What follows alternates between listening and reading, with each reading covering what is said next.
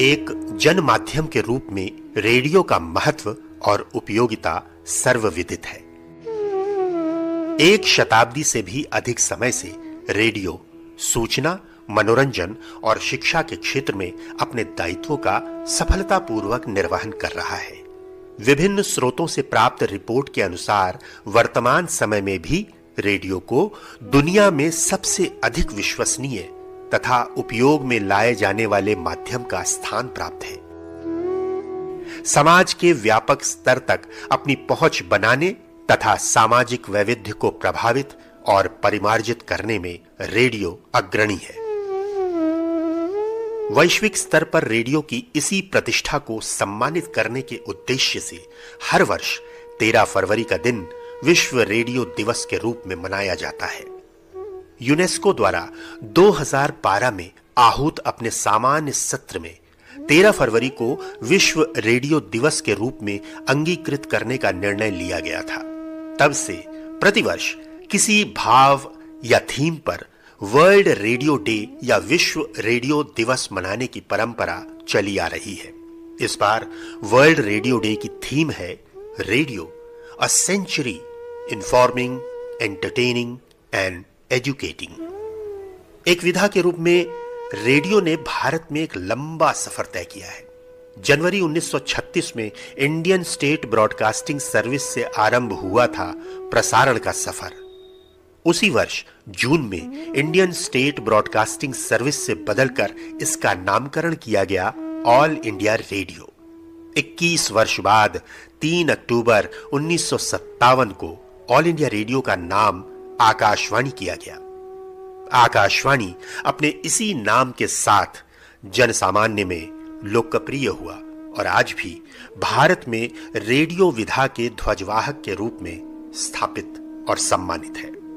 तमाम परिवर्तनों और चुनौतियों के बाद भी आकाशवाणी की यशस्वी यात्रा जारी है। आइए जरा सुने इस शानदार जनमाध्यम के प्रति क्या है लोगों के विचार। मैं गौरव सैनी कुरुक्षेत्र हरियाणा से संबंध रखता हूं। पुराने समय की तरह आज भी हमें अपनी सामाजिक क्षेत्र हो, राजनीतिक क्षेत्र हो, शिक्षा क्षेत्र हो, चाहे गीत संगीत हो, चाहे समाचार हो, हमें हर बात हमें रेडियो के माध्यम से आज भी उसी रूप में सुनने को मिलती है। रेडियो हमारी एक पुरानी धरोहर है और मैं चाहता हूं कि रेडियो आगे भी इसी तरीके से उन्नति और प्रगति के पथ पर देशवासियों के हित में अपनी बात रखने और कहने सुनने के लिए कार्य करता रहे। धन्यवाद। मैं एक किसान हूँ, नाम है राम सिंह, राजस्थान के भरतपुर का रहने वाला हूँ। आज भी जब मैं खेतों में जाऊँ तो कुदाल और फावड़े के साथ मेरे हाथों में रेडियो जरूर होवे है। मैं एक बार को खाना ले जाना भूल सकूँ हूँ, पर रेडियो ना। तुम्हें सुनने में थोड़ा अजीब जरूर लगेगा, पर यू रेडियो मेरा मास्टर जी भी है। इससे मैंने वो सब सीखा है जो मैं स्कूल ना जाने के कारण नहीं सीख पाया था। जब से ये मेरा दोस्त, मेरा सखा बना है, आप यकीन ना करो मेरी जिंदगी बदल गई है। मेरा नाम हिमांशु है और मैं एक विद्यार्थी हूँ। रेडियो से मेरा संबंध बहुत गहरा रहा है। जब एक चर्चा के दौरान मुझे रेडियो में बोलने का मौका मिला था तो उस समय मैं सोच रहा था कि मेरी जो चर्चा है ये कहाँ तक जाएगी, इसको कौन सुनेगा। कुछ दिन बाद मेरे गांव में जहाँ से मैं संबंध रखता हूँ वहाँ पे एक बुजुर्ग जो मेरे दादाजी हैं, उनसे जब मैं मिलने के लिए गया तो उन्होंने मुझे कहा कि भाई तुम्हारी चर्चा तो बहुत अच्छी थी। तो मैं भी आश्चर्यचकित हुआ। तो मैं ये सोच पाया कि रेडियो आज भी उन सभी लोगों की पसंद है जो बुजुर्ग भी हैं और जो तकनीक का उपयोग नहीं कर सकते लेकिन देश की सभी जानकारियां चाहते हैं तो वो रेडियो के माध्यम से संपर्क करते हैं, ज्ञान अर्जित करते हैं, जानकारियां लेते हैं। तमाम ऐसी जानकारियां उनको मिलती है जिसका वो लाभ रेडियो के माध्यम से उठा सकते हैं। तो मैं रेडियो के लिए हमेशा धन्यवादी रहूँगा और हमेशा कहूँगा कि रेडियो आगे भी आगे बढ़ता रहे और हम सभी छात्रों को ऐसा ही मौका मिलता रहे। मेरा नाम राकेश है और मैं बुलंदशहर का रहने वाला हूँ। रेडियो हमारे लिए मनोरंजन से लेकर तमाम जानकारी और ज्ञानवर्धन का एक महत्वपूर्ण स्रोत है। रेडियो पर मैं रोजाना समाचार सुनता हूँ जिससे मुझे देश विदेश और स्थानीय जानकारी मिलती है।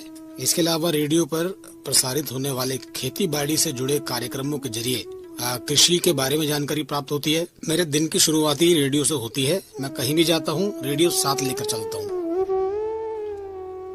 आप है डॉक्टर रमाकांत राय, उत्तर प्रदेश के इटावा जनपद में एक कॉलेज में हिंदी के विभागाध्यक्ष और साहित्यकार। हमारे लिए रेडियो का अर्थ है आकाशवाणी। सुनकर शब्दों के माध्यम से कल्पना शक्ति को जागृत करना, कम शब्दों में अधिक को व्यक्त करना रेडियो की विशेषता है। यह एक श्रव्य माध्यम है।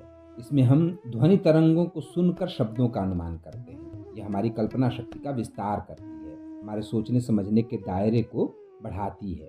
रेडियो सुनना शब्दों की दुनिया से संपर्क रखना। इससे शब्द, उच्चारण, ध्वनि अपनी परिपूर्णता में हम तक मिला करती है। हमारा शब्द भंडार तो बढ़ता ही है, उसका उच्चारण ज्ञान भी स्पष्ट होता है। कम शब्दों में मंतव्य को प्रकट करना रेडियो की विशेषता है।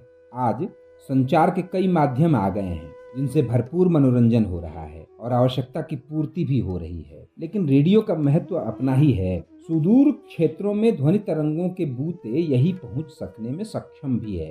एफएम समेत कई चैनल आज आ गए हैं, लेकिन हमारे लिए रेडियो का आशय है आकाशवाणी। शब्दों के विकृत हो रहे संसार में वह मानक है। हम उससे भाषा का सही व्यवहार करना सीखते हैं। आज भी रेडियो बहुत कम संसाधन के साथ सभी लोगों तक पहुंचने में सक्षम है। कल्पना की सिमटती दुनिया और भ्रष्ट होते शब्द भाषा के संसार को आज भी रेडियो और उसमें भी आकाशवाणी दिशा देने में सक्षम है। आप सबको विश्व रेडियो दिवस की हार्दिक शुभकामनाएं। मुल्क और मनुष्यता के मुश्किल वक्त के साथी हम सबके प्यारे मित्र आकाशवाणी पर कुछ भी सुनना मेरे लिए हमेशा से हर्ष का विषय रहा है। क्योंकि मैं हिंदी की कविता की ओर से आता हूँ, हिंदी की कविताएं मैं लिखता रहा हूँ। निजी रूप से मैं इस बात का अपने जीवन में बहुत महत्व मानता हूँ कि अगर आज मैं अपनी कविताओं में कुछ ठहराव लेकर के आया हूँ, अपने शब्दों में कुछ ठहराव लेकर के आया हूँ, तो उसका सारा श्रेय आकाशवाणी को जाता है। और मैं अपनी इस छोटे से संदेश के माध्यम से तमाम युवाओं को जो मुझे इस ऑडियो के माध्यम से सुन रहे हैं, उन सबको मैं यही संदेश प्रेषित करना चाहता हूँ कि आकाशवाणी जैसे हिम्मत वाले मित्र से हम जुड़ें। क्योंकि हम सब के लिए चाहे बारिश का मौसम हो, आंधी तूफान का मौसम हो, घना कोहरा अगर पड़ रहा हो, उस समय में भी अगर हम सबको कोई आनंदित घर बैठे कर सकता है, सकारात्मक बातचीत, प्रोत्साहन देने वाली बातचीत अगर कोई हम तक पहुंचा सकता है, तो वह हमारा बरसों का मित्र, प्यारा मित्र आकाशवाणी ही कर सकता है। तो आकाशवाणी जैसे सदा सदा के साथी को उसी की हिम्मत जितनी बहुत बड़ी सारी शुभकामनाएं मैं हिंदी का छोटा सा बेटा होने के नाते इस संदेश के माध्यम से प्रेषित करना चाहता हूं। बहुत बहुत धन्यवाद। प्रणाम, नमस्कार, आदाब, सत श्री अकाल। मेरा नाम है रवि तिवारी। मैं संगीत शिक्षक के रूप में कार्यरत हूँ, जो कि कुरुक्षेत्र हरियाणा में है। मैं रेडियो से बिल्कुल दूर नहीं जा पाया। कारण ये था कि मैं अपने दादा दादी से ही बहुत प्रेम करता था और रेडियो और दादा दादी का एक बहुत बड़ा और गहरा रिश्ता भी है। अक्सर दादा दादी हमें कहानियाँ सुनाया करते हैं, अच्छी अच्छी बातें बताया करते हैं और अच्छा अच्छा संदेश दिया करते हैं और जीवन में बहुत सारी शिक्षा दिया करते हैं। उसी तरीके से रेडियो भी है। रेडियो भी हमें वो पुराने तरानों का अनुभव और सकारात्मक गानों का एक लाइब्रेरी हमें देता है, जिसको सुनकर हम सब 24 घंटे बिल्कुल चार्ज रहते हैं। हमारे देश के यशस्वी प्रधानमंत्री भी अपने मन की बात का कार्यक्रम जो है पूरे भारत को जो संबोधित करते हैं, वो करते हैं रेडियो के माध्यम से। मैं चाहता हूं कि आप सब भी रेडियो को सुनते रहें और इससे दूर ना जाएं। नमस्कार, प्रणाम। आप हैं भारतीय विदेश सेवा के पूर्व ऑफिसर गीतेश शर्मा। आप पिछले 70 वर्षों से रेडियो से जुड़े रहे हैं। विश्व रेडियो दिवस पर आप सबको बधाई।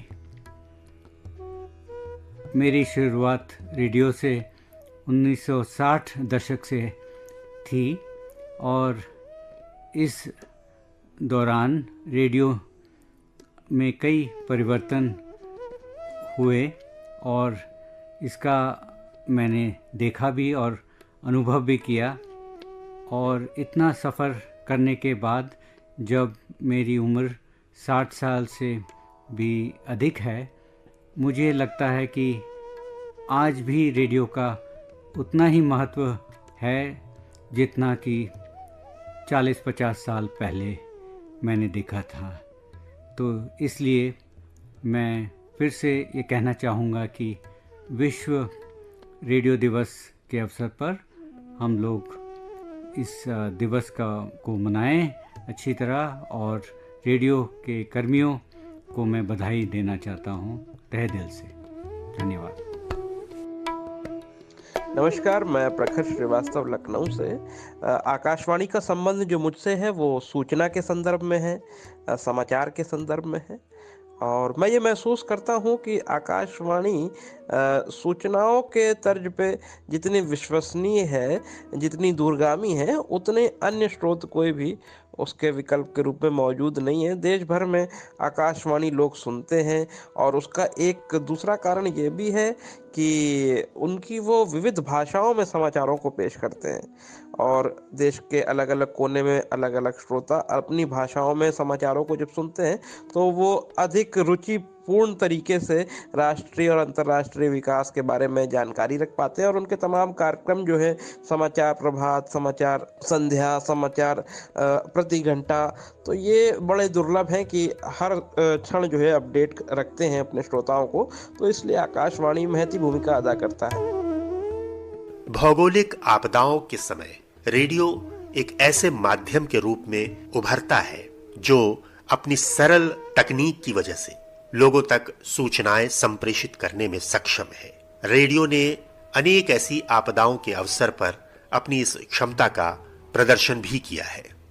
आपदा प्रबंधन में रेडियो की भूमिका के बारे में आइए सुनते हैं डॉक्टर कपिल कुमार के विचार। नमस्कार, मैं डॉक्टर कपिल पिछले कई वर्षों से भूगोल और आपदा प्रबंधन जैसे विषयों के शिक्षण से जुड़ा हुआ हूँ। डिजास्टर मैनेजमेंट का एक साइकिल है, उसमें 3 चरण होते हैं। आपदा के पहले, आपदा के दौरान और आपदा के बाद वाले चरणों में डिवाइडेड है। अब रेडियो की उपयोगिता इन तीनों चरणों में होती है। किसी भी आपदा के आने के पहले लोगों को अवेयर करना पड़ता है, उनको प्रिपेयर करना पड़ता है कि ये आपदा आने वाली है, जिसमें रेडियो की भूमिका अनपैरेलल्ड है, क्योंकि रेडियो एक ऐसा माध्यम है जो कि बहुत त्वरित तरीके से हजारों लाखों लोगों तक एक बार में अपनी आवाज, अपनी जानकारी को बहुत आसानी से और बहुत ही विश्वसनीयता के साथ पहुंचा देता है। जब लोग तैयार होते हैं तो किसी भी आपदा का जो इम्पैक्ट होता है वो भी कम हो जाता है। फिर दूसरा चरण आता है आपदा के दौरान। इस वक्त जब बाकी सारे माध्यम, चाहे वो टीवी हो, चाहे वो सोशल मीडिया हो, चाहे वो मोबाइल फोन्स हो, इन सब की कनेक्टिविटी कम हो जाती है, या कहूँ तो कई जगह इनके जाल ध्वस्त हो जाते हैं। ऐसे वक्त पर जो रेडियो होता है, जो कि एक बैटरी के बल पे भी चलता है, वो बहुत ही उपयोगी होता है। रेडियो के स्टेशंस को एनहांस करना या लगाना भी बहुत आसान हो जाता है सरकारों के लिए। अब आपदा के दौरान चाहे वो रेस्क्यू ऑपरेशन हो, सर्च ऑपरेशन हो, किसी चीज को रिस्पॉन्ड करना हो, इन सारी चीजों में रेडियो बहुत ही उपयोगी होता है।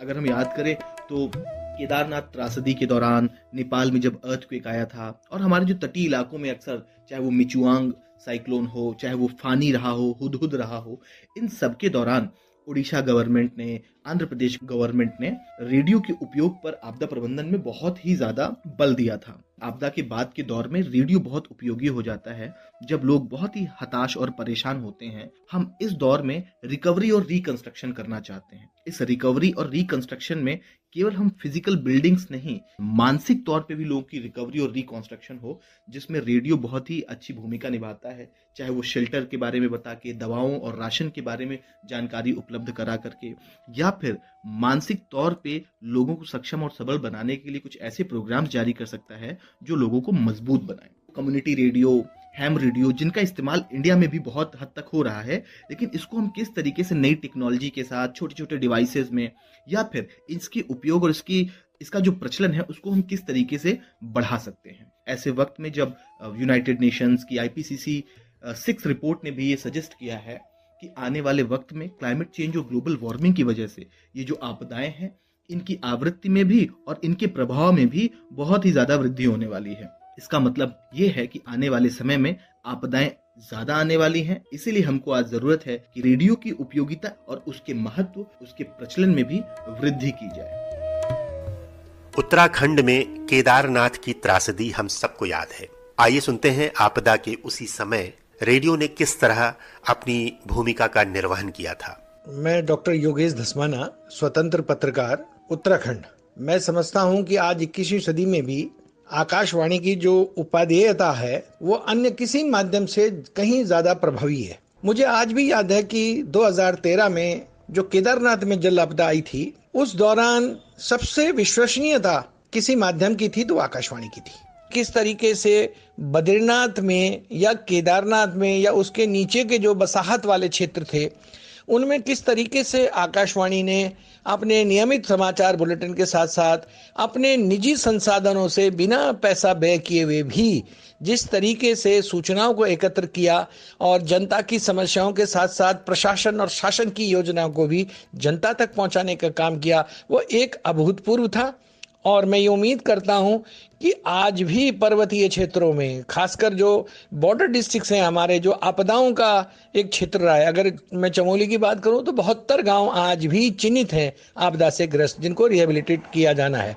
और आकाशवाणी ने इसमें अपने रूपक बनाकर, अपनी नियमित रिपोर्टें बनाकर, फॉलोअप के माध्यम से इन समस्याओं को जिस तरीके से उठाया राष्ट्रीय स्तर पर, उससे न केवल जानकारी उपलब्ध हो सकी देशवासियों को, बल्कि शासन को भी उसके अनुरूप योजनाएं बनाने में बहुत बड़ी मदद की। तो मैं उम्मीद करता हूं कि आकाशवाणी अपनी इस उपादेयता को, अपनी इस विश्वसनीयता को बनाए रखने में अपने संचार साधनों से लैस होते हुए एक जनवाणी के रूप में जिस तरह उसकी भूमिका रही है, वो आगे भी जनवाणी के रूप में आकाशवाणी को प्रतिष्ठित कर जनता की आवाज बनने का काम कर सकेगा। रेडियो एक ऐसा सरल ध्वनि माध्यम है जो भाषा का संस्कार गढ़ने का भी काम करता है। एक ध्वनि माध्यम होने के नाते हम रेडियो से शब्दों का उच्चारण, उनको कहने का तरीका सीखते और समझते हैं। आइए सुनिए रेडियो किस तरह हमारी भाषा को संस्कारित, परिमार्जित, संवर्धित करता है। अपने आदरणीय श्रोताओं को मेरा नमस्कार। मेरा नाम अजय चक्रवर्ती है। मैं इस समय मुंबई में रहता हूं और पिछले 7 सालों से रह रहा हूं।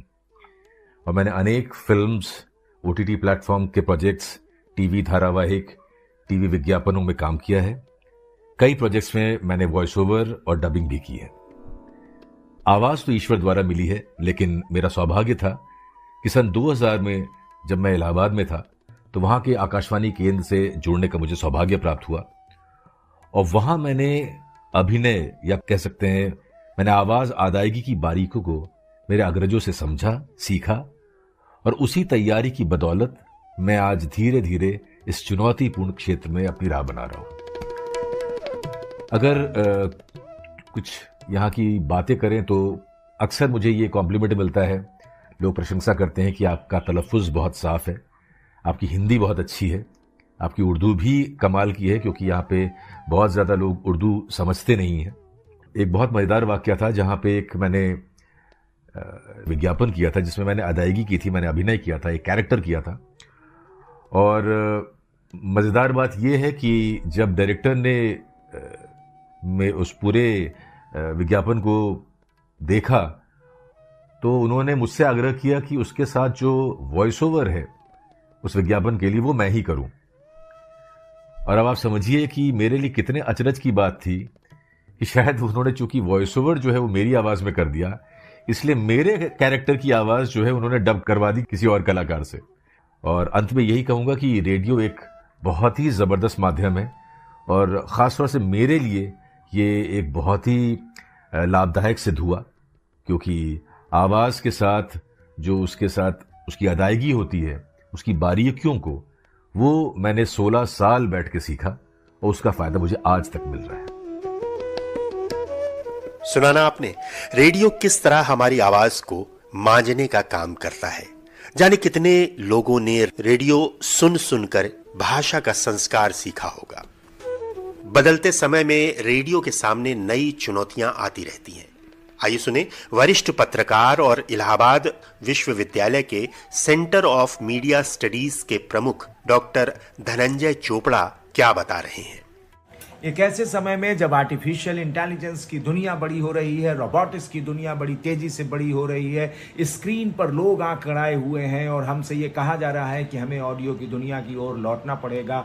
हम पॉडकास्टिंग की दुनिया को बढ़ता हुआ देख रहे हैं, हम ऑडियो नरेशंस की दुनिया को बढ़ता हुआ देख रहे हैं, हम देख रहे हैं कि ऑडियो बुक्स का जमाना भी आ रहा है। तब हमारा पुराना साथी रेडियो, जिसमें हमारे सुख थे, हमारे दुख थे, हमारी यादें थीं, जिसके सहारे हमने अपनी संस्कृतियों को सहेजने का काम किया था, जिसके सहारे हमने अपनी संस्कृतियों को पीढ़ियों तक पहुंचाने का काम किया था, वही रेडियो आज 21वीं सदी के तीसरे दशक में हमें फिर से एक बार अपनी ओर खींच रहा है। दरअसल रेडियो की पहुंच हमारे पास और उसका सुलभता, यानी कि वह सहजता के साथ हमारे साथ होने लगता है जब रेडियो, और एक ऐसा माध्यम जिसने पीढ़ियों को सरोकार दिए हैं, पीढ़ियों को संस्कार दिए हैं, पीढ़ियों की संस्कृतियों को सहेजा है, तो लिहाजा वो एक बार फिर महत्वपूर्ण होकर हमारे साथ आ रहा है रेडियो, और हमें उसका साथ भी निभाना चाहिए। आज अगर आप देखें तो हमारे पास श्रोताओं की एक लंबी फौज खड़ी हो गई है, और जो युवा पीढ़ी है वह भी ऑडियो की दुनिया में